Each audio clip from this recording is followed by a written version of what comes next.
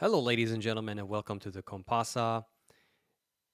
The Ukrainian army, or a Ukrainian nationals unit or brigade, has attacked the Russian Federation.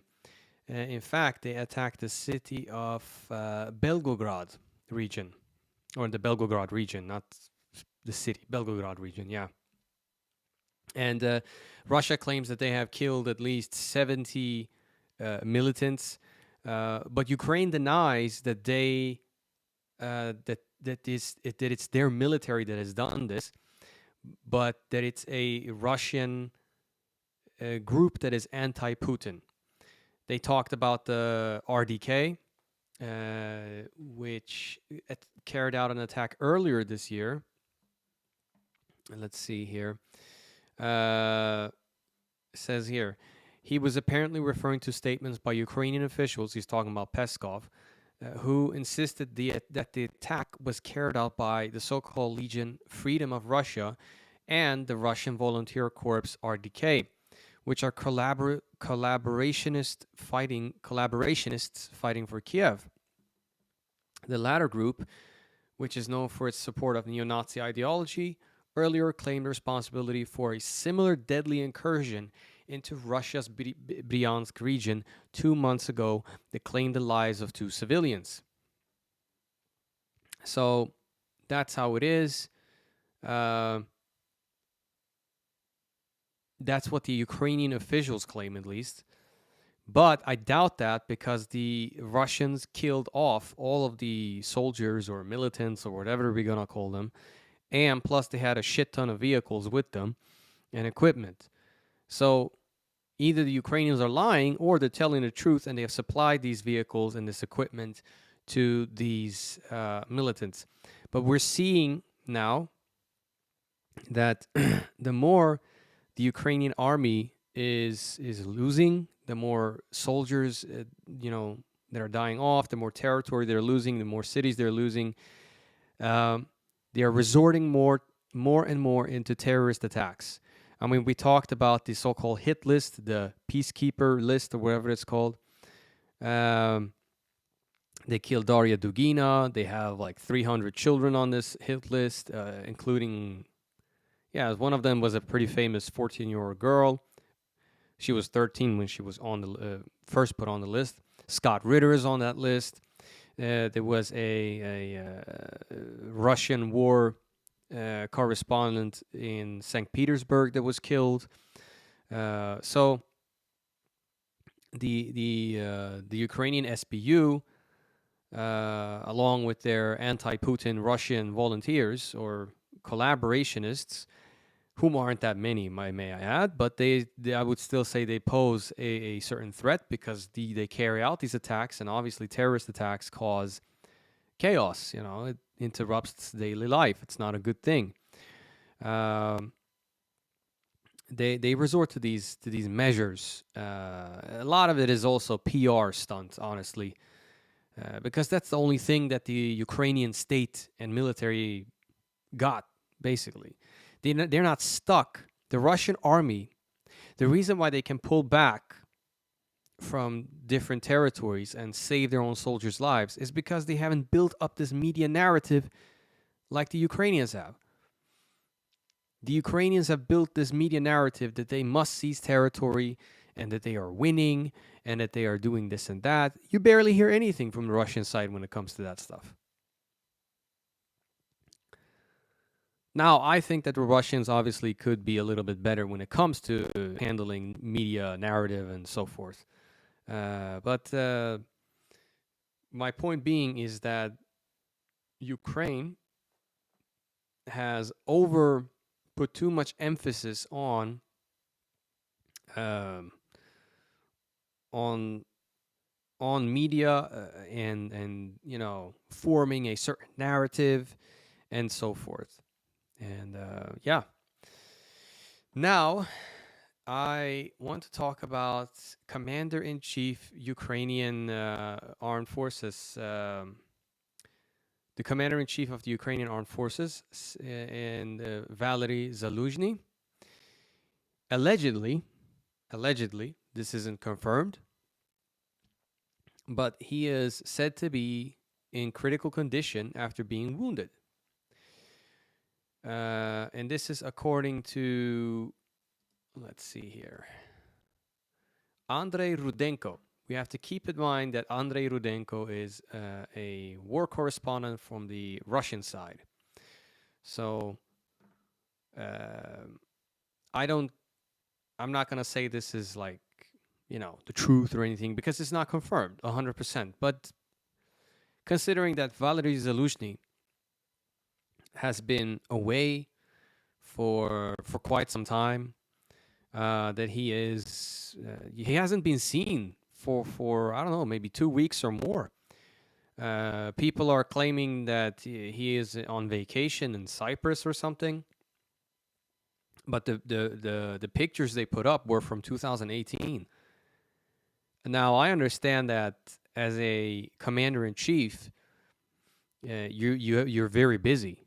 That you might not be able to be on front news page. You know what I mean? Like, but the problem is that Valery Zaluzhny has, if you look at his track record, he has been on the Times Magazine. He has been on different Western media outlets, commenting and so forth. He's not unlike, for example, Surovikin or Shoigu, General Surovikin or Shoigu. These guys have been, they haven't made any major statements. They haven't been on, front cover of big magazines and so forth. But that's not the case with Commander-in-Chief Zaluzhny. So obviously people are speculating what's going on. And he is reportedly in critical condition after being wounded. So it's claimed, at least. The suspected state of the health of the senior Ukrainian military figure was announced by the Russian war correspondent Andrei Rudenko on his Telegram channel today, Saturday, May 20th. In fact, the YouTube channel Crux also reposted this. He posted, rumors continue to circulate around the sudden disappearance of Valery Zaluzhny, the head of the armed forces of Ukraine. As a media personality, Zaluzhny was constantly in the lenses of the Ukrainian and Western media. He is second only to Zelensky in the intensity of his TV appearances. Exactly, what we talked about. However, since May 8th, no one has seen Zaluzhny.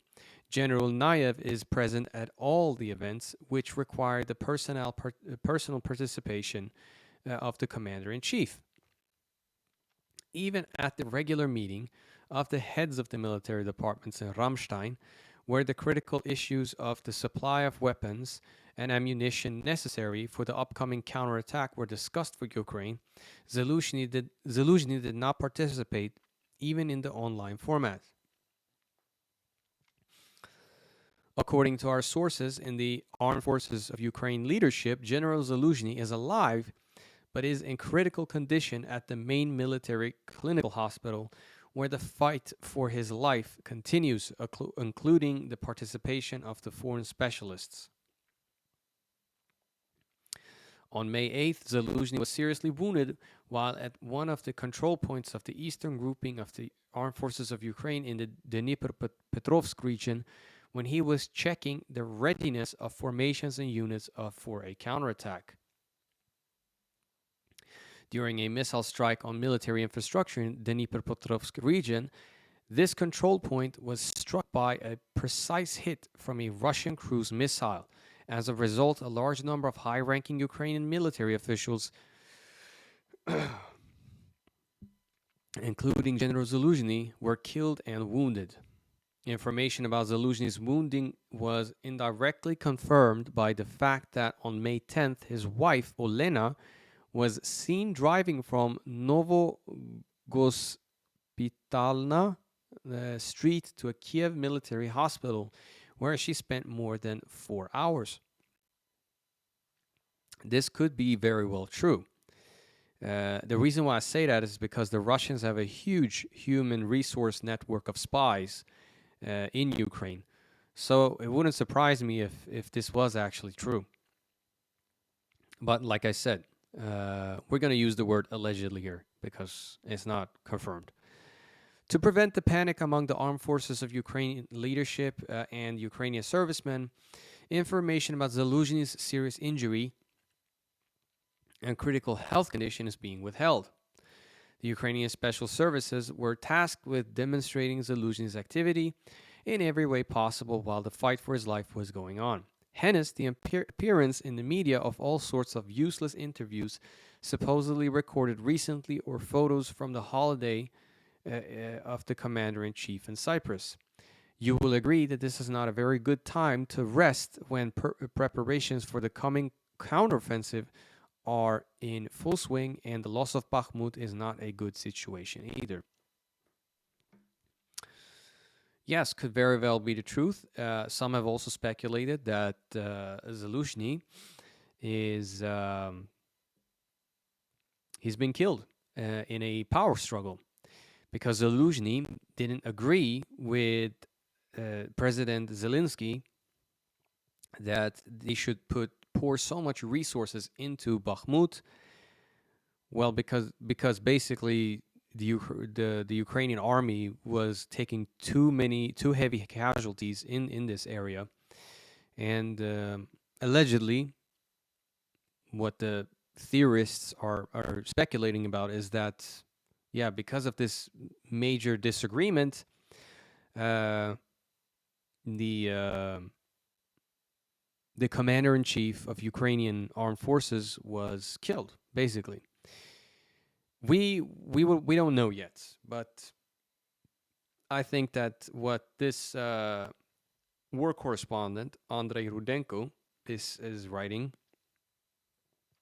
seems very plausible. Now, obviously, there has been a power struggle in Kiev before. There has been some mysterious deaths. One of the main negotiators for the peace treaty back in last year was mysteriously murdered. Nobody knows exactly what happened to him. He was of the Ukrainian side, that is to say. Some talk about, some people suspected him of being way too lenient on the Russians. We don't have any idea yet. But yeah, this is not an uncommon thing that you know that they're purging the ranks within the Ukrainian government and military. Sometimes there was also a mysterious helicopter crash. I think last, let's see here, it must have been somewhere by the end of 2022 or something like that. I don't remember exactly, but yeah, a lot of people, important people, got killed, and yeah, this will be interesting to see where this will lead. But like I said, they're trying to find a scapegoat. That's what I believe. I think that the European countries and the Americans will say, "Hey, you know what? We gave you all these weapons, all this money, all this equipment, ammunition, etc. So you can't really blame us. We did everything we could." And Zelensky, come on, man, he's he's the symbol of freedom and democracy. He's democracy personified. For goodness sakes, right? Um, so who are they gonna blame? Well, I have no idea really yet, but there's gonna be some scapegoats. I definitely believe that. Maybe some of the people that were fired before. One of Zelensky's best friends was fired, or close associates. I actually did an old video on that. So could be them. Could be some of the states that were probably not so happy about supporting Ukraine. I doubt that, though. I don't think they're going to sit here and blame Hungary. I mean, Hungary has been opposed to supporting the Ukrainian government since the beginning of the war. And they've been outspoken about how the Ukrainian military is forcefully, taking ethnic Hungarian minorities as conscripts. Although I said that they might be Hungarian by ethnicity, but by by citizenship, they are Ukrainian. So technically, they can, they have to participate in the war, right? Unfortunately, I don't want to see young men die for nothing. That's messed up. But and we really didn't even need to have this war in the first place. If we just if the European powers and the United States implemented the Minsk Accord agreements, Minsk One and Minsk Two, instead of using them as a way to buy time and arm the Ukrainian military to use it as a proxy against the Russians. So yeah, so there you go, fellas, ladies and gentlemen. Thank you for watching. Hit the like button, hit the subscription button, okay? And hit the notification bell so you won't miss any videos. Thank you. Stay blessed. And I'll see you in the next one. Peace.